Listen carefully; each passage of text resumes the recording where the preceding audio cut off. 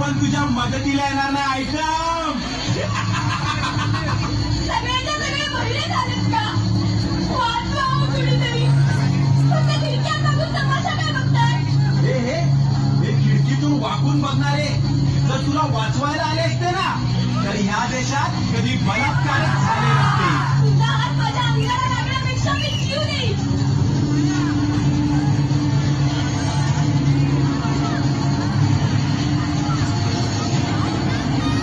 माझ्या आजूबाजूला कुणीच मर्द नाहीये का?